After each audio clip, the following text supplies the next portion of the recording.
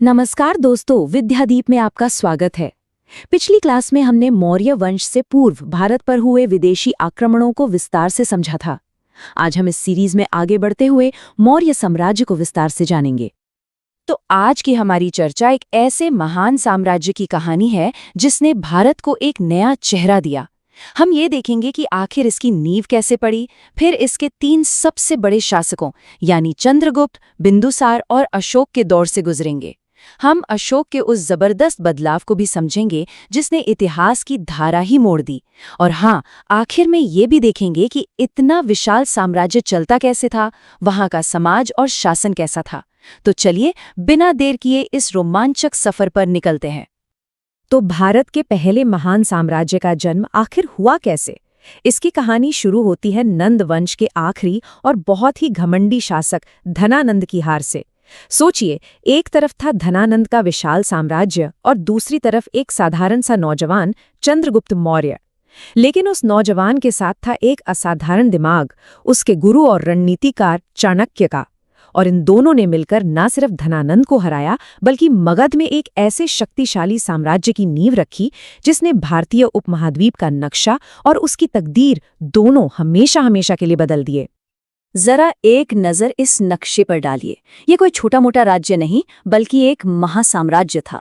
उत्तर में हिमालय की बर्फीली चोटियों से लेकर दक्षिण में मैसूर के पठारों तक और पूरब में बंगाल से लेकर पश्चिम में हिंदुकुश के पहाड़ों के पार तक। ये वो पहला मौका था जब भारतीय उपमहाद्वीप एक झंडे के नीचे आया था। सच कहें तो ये अखंड भारत की पहली सच्ची तस्वीर थी। अब सवाल ये उठता है कि हम हजारों साल पुराने इस साम्राज्य के बारे में इतनी सारी बातें इतने यकीन से कैसे जानते हैं? तो इसका जवाब हमें 2 तरह के स्रोतों से मिलता है। पहले हैं साहित्यिक स्रोत, मतलब उस दौर में लिखी गई किताबें, जैसे चाणक्य का लिखा अर्थशास्त्र, जो कि शासन चलाने की एक गाइड बुक है, या फिर मेगास्थनीज की इंडिका, जो एक विदेशी राजदूत की आंखों से देखा हुआ भारत था। और दूसरे हैं पुरातात्विक स्रोत, यानी वो सबूत जो हमें खुदाई से मिले। इनमें सबसे जरूरी हैं अशोक के पत्थर पर लिखे संदेश, जो आज भी हमें उस दौर की कहानी सुनाते हैं, सीधे सम्राट की जुबानी। चलिए अब मिलते हैं इस साम्राज्य के हीरो से, इसके संस्थापक से, चंद्रगुप्त मौर्य। जरा सोचिए, 322 ईसा पूर्व में चाणक्य की जबरदस्त कूटनीति और अपनी तलवार के दम पर उन्होंने धनानंद जैसे शक्तिशाली राजा को हरा दिया और मगध के सिंहासन पर कब्जा कर लिया। और उन्होंने अपना प्रधानमंत्री बनाया चाणक्य को, जिन्हें हम कौटिल्य या विष्णुगुप्त के नाम से भी जानते हैं। वो महान दिमाग जिसने एक साम्राज्य का सपना देखा और उसे सच कर दिखाया। चंद्रगुप्त का शासनकाल एक के बाद एक बड़ी घटनाओं से भरा था। 322 ईसा पूर्व में राजा बनने के बाद उनका सामना हुआ सिकंदर के सबसे ताकतवर सेनापति सेल्यूकस निकेटर से। ये एक जबरदस्त टक्कर थी। इसी के बाद सेल्यूकस का राजदूत मेगास्थनीज उनके दरबार में आया, जिसने मौर्य भारत की शान को पूरी दुनिया में मशहूर कर दिया। और फिर अपने जीवन के शिखर पर 298 ईसा पूर्व में इस महान सम्राट ने राजपाट सब कुछ त्याग दिया और सल्लेखना की कठिन जैन प्रथा से अपने प्राण त्याग दिए। वाकई एक असाधारण जीवन का एक असाधारण अंत। एक बहुत ही दिलचस्प बात यह है कि यूनानी लेखक चंद्रगुप्त को उनके असली नाम से नहीं जानते थे। कोई उन्हें एंड्रोकोटस कहता था तो कोई सैंड्रोकोटस। सदियों तक इतिहासकार कंफ्यूज रहे कि आखिर ये लोग हैं कौन। ये गुत्थी तब सुलझी जब सर विलियम जोन्स ने ये साबित किया कि ये दोनों नाम किसी और के नहीं बल्कि भारत के महान सम्राट चंद्रगुप्त मौर्य के ही हैं। वो जो 305 ईसा पूर्व की लड़ाई थी ना, वो सिर्फ एक लड़ाई नहीं थी बल्कि एक गेम चेंजर थी। चंद्रगुप्त ने सिकंदर के वारिस सेल्यूकस निकेटर को ऐसी करारी हार दी कि संधि की सारी शर्तें मौर्य साम्राज्य के हक में थी। चंद्रगुप्त ने न सिर्फ सेल्यूकस की बेटी कार्निलिया से शादी की बल्कि दहेज में 4 बड़े बड़े प्रांत हासिल किए, काबुल, कंधार, हेरात और मकरान, मतलब आज का पूरा अफगानिस्तान और पाकिस्तान का बड़ा हिस्सा।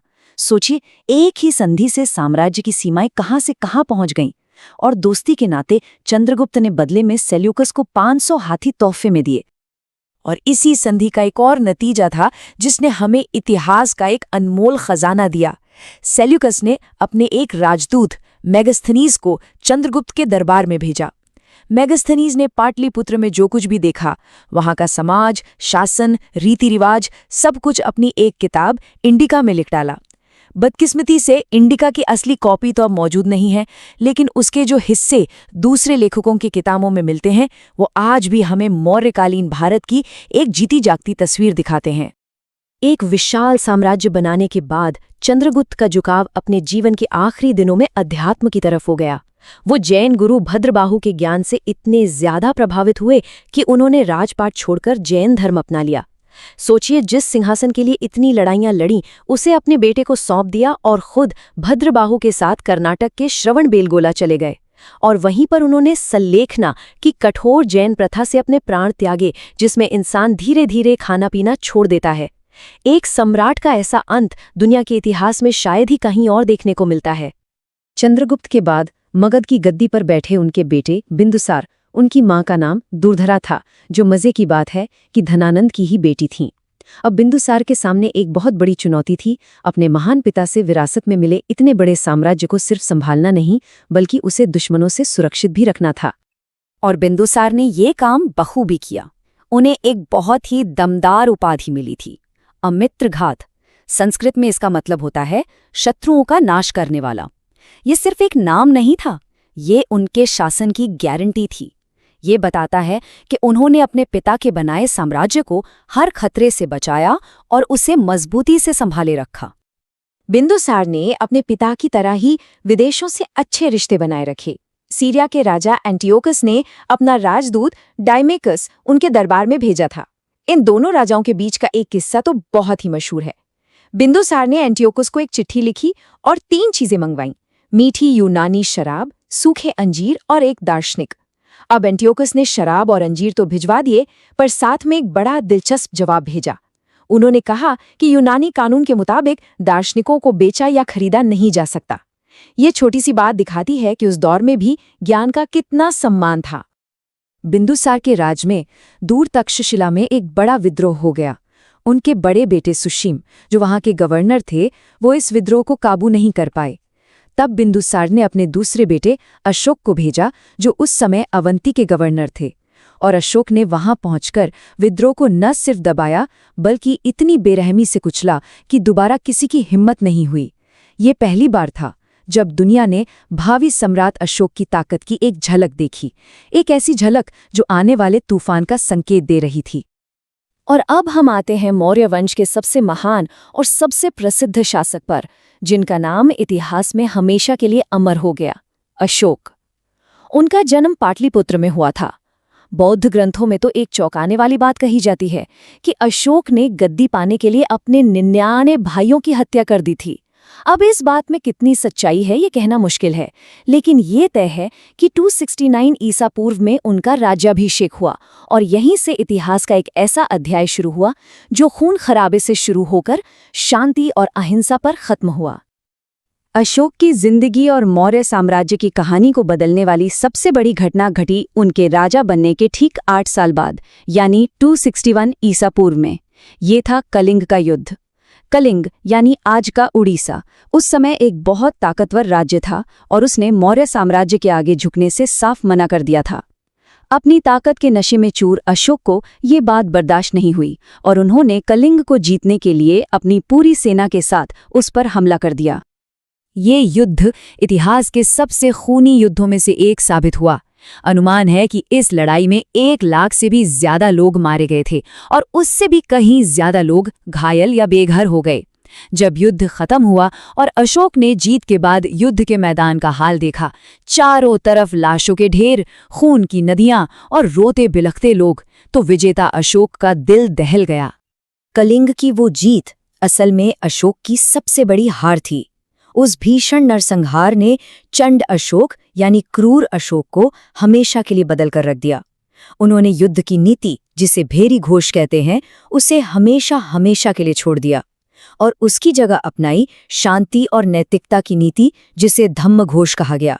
ये एक सम्राट का हृदय परिवर्तन था। इसी गहरे पश्चाताप के बाद उन्होंने बौद्ध भिक्षु उपगुप्त से दीक्षा ली और बौद्ध धर्म को पूरी तरह अपना लिया। इस बड़े बदलाव के बाद अशोक ने अपनी बाकी की जिंदगी तलवार से नहीं बल्कि विचारों से साम्राज्य चलाने में लगा दी। अब उनका एक ही लक्ष्य था, अपनी प्रजा का नैतिक और आध्यात्मिक विकास करना, और इसके लिए उन्होंने दो नायाब रास्ते अपनाए। एक था उनका धम्म और दूसरा था पत्थरों पर लिखवाए गए उनके संदेश, जो उस जमाने के लिए एक बहुत ही क्रांतिकारी विचार था। एक बात समझना बहुत जरूरी है कि अशोक का धम्म कोई नया धर्म नहीं था। ये किसी भगवान की पूजा पाठ नहीं बल्कि इंसानियत की पूजा थी। ये सभी धर्मों की अच्छी बातों का निचोड़ था, एक नैतिक कोड ऑफ कंडक्ट। इसमें क्या था? बड़ों का आदर करो, अपने नौकरों और दासों से भी अच्छा व्यवहार करो, किसी भी जीव को मत सताओ, और सबसे जरूरी, सभी धर्मों का सम्मान करो। ये स्वनियंत्रण पर आधारित एक ऐसी सोच थी जिसकी जरूरत आज भी दुनिया को शायद सबसे ज्यादा है। अपने इस शांति और नैतिकता के संदेश को हर आम आदमी तक पहुंचाने के लिए अशोक ने कमाल का तरीका निकाला। उन्होंने पत्थर के बड़े बड़े खंभों और चट्टानों पर अपने संदेश खुदवाए, और सबसे अच्छी बात ये थी कि उन्होंने ये संदेश लोगों की अपनी भाषा और लिपि में लिखवाए। भारत में जो अभिलेख मिले वो ब्राह्मी लिपि में हैं, तो आज के पाकिस्तान में खरोष्टी लिपि में, जो मजे की बात यह है कि दाईं से बाईं ओर लिखी जाती थी। और साम्राज्य के दूर दराज के इलाकों जैसे अफगानिस्तान में अरमाइक और ग्रीक लिपियों का भी इस्तेमाल हुआ। ये दिखाता है कि वो सच में अपनी प्रजा से जुड़ना चाहते थे। अशोक के कुल 14 बड़े शिलालेख मिलते हैं और हर एक उनके विचारों की एक झलक देता है। जैसे पहले ही शिलालेख में वो पशुबलि की निंदा करते हैं, जो उस समय एक आम बात थी। 7वें शिलालेख में वो सभी धर्मों के बीच प्यार और सम्मान की बात करते हैं। और सबसे मार्मिक और जरूरी है 13वां शिलालेख, जिसमें वो कलिंग युद्ध के विनाश, अपने गहरे दुख और हृदय परिवर्तन का जिक्र करते हैं। ये एक तरह से पूरी दुनिया के सामने एक सम्राट का कबूलनामा था। अच्छा, इतना बड़ा साम्राज्य जो हिमालय से लेकर दक्षिण भारत तक फैला हो, वो सिर्फ एक राजा के हुक्म से तो नहीं चल सकता था। इसके पीछे थी एक बहुत ही शानदार और कुशल प्रशासनिक व्यवस्था, एक मजबूत सिस्टम जिसने इस पूरे महासाम्राज्य को एक साथ जोड़े रखा। इस प्रशासन की रीढ़ की हड्डी थे अलग अलग विभाग, जिनके प्रमुखों को अध्यक्ष कहा जाता था। आप इन्हें उस जमाने के मंत्री या सेक्रेटरी समझ सकते हैं। जैसे सीता अध्यक्ष का काम था कृषि विभाग देखना, लक्षणा अध्यक्ष टकसाल यानी मिंट का इंचार्ज था, जहां सिक्के बनते थे। पौतोवा अध्यक्ष वजन और माप की निगरानी करता था ताकि बाजार में कोई गड़बड़ी ना हो, और शुल्का अध्यक्ष टैक्स वसूलता था। ये सिस्टम इतना जबरदस्त था कि इसका पूरा ब्यौरा हमें चाणक्य के अर्थशास्त्र में मिलता है। अब बात करें उस दौर के समाज की, तो हमें दो बहुत अलग अलग तस्वीरें देखने को मिलती हैं। एक तरफ है चाणक्य, जो अर्थशास्त्र में भारत की पारंपरिक 4 वर्ण व्यवस्था ब्राह्मण, क्षत्रिय, वैश्य और शूद्र का ही जिक्र करते हैं। लेकिन दूसरी तरफ है यूनानी राजदूत मेगस्थनीज। उन्होंने भारतीय समाज को जाति से नहीं बल्कि लोगों के काम धंधे के आधार पर 7 वर्गों में बांटा, जैसे दार्शनिक, किसान, सैनिक और मंत्री। ये बड़ा दिलचस्प है कि एक ही समाज को देखने के 2 अलग अलग नजरिए हो सकते हैं। मौर्य काल को सिर्फ शासन और युद्धों के लिए ही नहीं बल्कि उसकी कला और वास्तुकला के लिए भी याद किया जाता है। उस समय लकड़ी के बहुत बड़े और शानदार महल बनाए जाते थे, जिनके कुछ टूटे फूटे हिस्से पटना के पास मिले हैं। लेकिन मौर्यों की असली पहचान बनी पत्थर से बनी उनकी कलाकृतियां। अशोक ने मध्य प्रदेश में जो सांची का स्तूप बनवाया, वो आज भी दुनिया भर में मशहूर है। और सबसे बढ़कर सारनाथ में मिला अशोक स्तंभ, जिसके ऊपर बने 4 शेर आजाद भारत का राष्ट्रीय चिन्ह है, जो हमें सीधे हमारे उस गौरवशाली अतीत से जोड़ता है। मौर्य साम्राज्य यकीनन भारतीय इतिहास का एक सुनहरा पन्ना था, जिसने पहली बार भारत को एक पॉलिटिकल यूनिट बनाया। पर यहाँ एक बड़ा सवाल भी उठता है, क्या अशोक की अहिंसा वाली धम्म नीति, जिसने साम्राज्य को नैतिक रूप से जोड़ा, वही नीति बाद में उसकी सैनिक ताकत को कमजोर करके उसके पतन की वजह भी बनी? क्या शांति की इतनी बड़ी कीमत साम्राज्य को चुकानी पड़ी? ये एक ऐसा सवाल है जिस पर इतिहासकार आज भी बहस करते हैं। इसी प्रकार की उपयोगी वीडियो देखने के लिए जुड़े रहिए विद्यादीप के साथ। दोस्तों, अगली क्लास में हम मौर्योत्तर काल, शुंग, कण्व और सातवाहन वंश को विस्तार से समझेंगे। वीडियो देखने के लिए बहुत बहुत धन्यवाद। यदि आपको वीडियो उपयोगी लगा हो तो वीडियो को लाइक करें, चैनल को सब्सक्राइब करें और अधिक से अधिक लोगों को शेयर करें। यदि आप चाहते हैं कि इस प्रकार के वीडियो और बनाऊं तो कमेंट सेक्शन में नेक्स्ट पार्ट जरूर लिखें।